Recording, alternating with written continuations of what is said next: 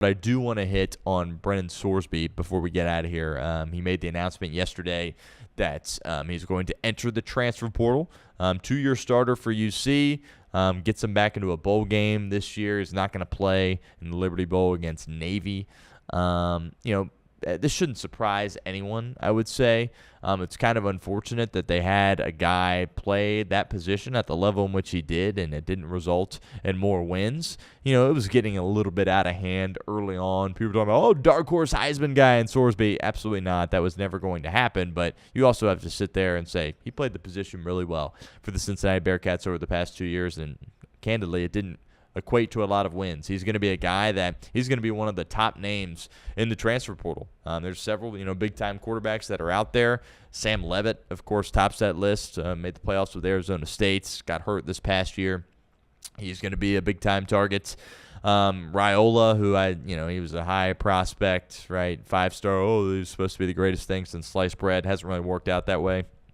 Candidly, he's overrated, but somebody's going to throw him a lot of money to be a starter at a team that has national title aspirations. But Sorsby's going to be a guy that gets a lot of looks, and I think pre-NIL, maybe there's a world where he declares for the draft. He's still apparently figuring that out. I guess there's still a chance that he could. That would be a huge mistake if he did. There's some traits there with Sorsby. And, it's very important because you have these quarterbacks that you evaluate throughout the course of an offseason going into the NFL draft. And you have to understand, like Josh Allen, he played at Wyoming, right? Mahomes, he was at Texas Tech, but they didn't win a ton of games. So there's a lot of elite quarterbacks that maybe didn't play on elite teams in college. And I can see Sorsby. I can understand why NFL people like Sorsby, right? Because he's athletic, and we understand at this stage, this day and age of the NFL, you have to be able to move around. He can absolutely move around. He's got a lively arm, right? By all accounts, he seems like a good teammate, a good leader, and throws a pretty good spiral. There's some issues with some accuracy stuff, certainly, but I think a lot of NFL people would think that they can clean that up. It's a lot of lower half stuff, right? When I watch Joe Burrow, I don't think anybody's lower half is as good as Joe Burrow's is when he's throwing the football. Sorsby's is oftentimes out of whack, but he gets away with it because of how lively his arm is. So I get why NFL teams are interested in him, but this is the NIL, and this is your opportunity. You've played 4 years of college football. Was at Indiana for a couple, UC for a couple. This is your chance to go out and get some big-time money for a 1-year deal playing college football.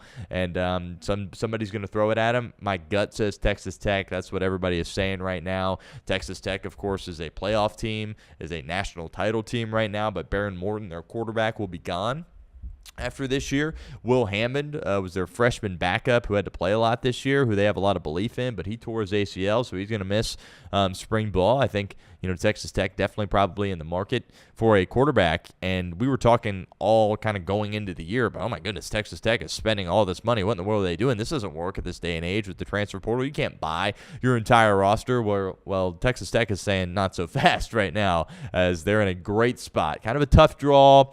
Going to have to play Oregon right away in the quarterfinals, but Texas Tech can absolutely win the national title, and there's going to be some guys on their team next year that are good players, right? And they got McGuire calling the shots there as their head coach, so I think there's a lot of people that think Texas Tech can be good, certainly next year. And apparently Sorsby's girlfriend committed to play a sport there.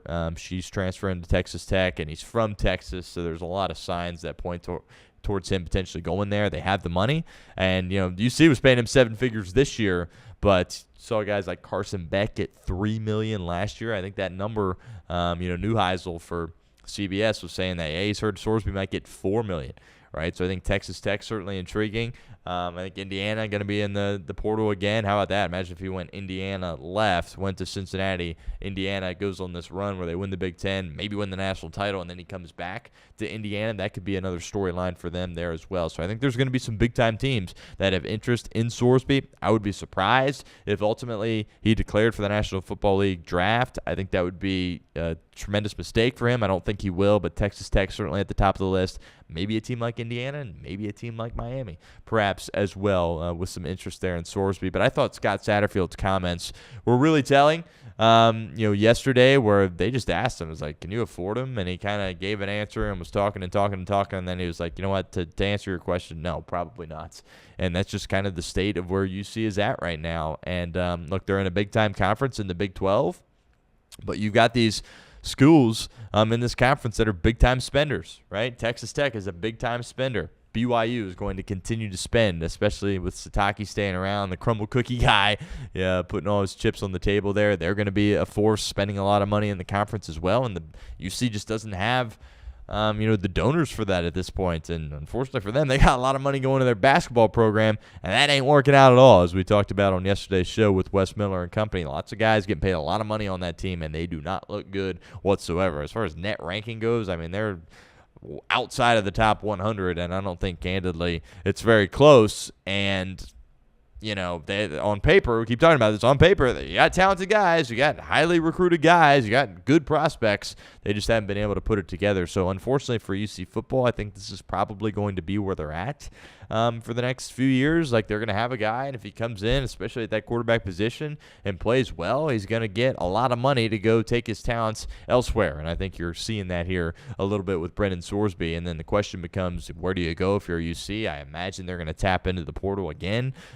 Believe Samaj Morgan is their, really only top guy on their roster that could perhaps, be an answer for them. I think he was redshirt freshman this year, perhaps at that position going forward. Lichtenberg, who I've liked for a while, but he decided kind of just to stick around. I don't know if he thought maybe he would beat out Sorsby, or if he just likes it here in Cincinnati, what have you. I thought he had some talent, but, since Sorsby has come here, he's kind of used his eligibility and hasn't played. So it'll be interesting to see who starts the bowl game for the Bearcats, but this is just kind of where they're at in this day and age of college football. If you have a good player, right, and you can't knock Brendan Sorsby, right, he's good ambassador for the program for 2 years, good quarterback.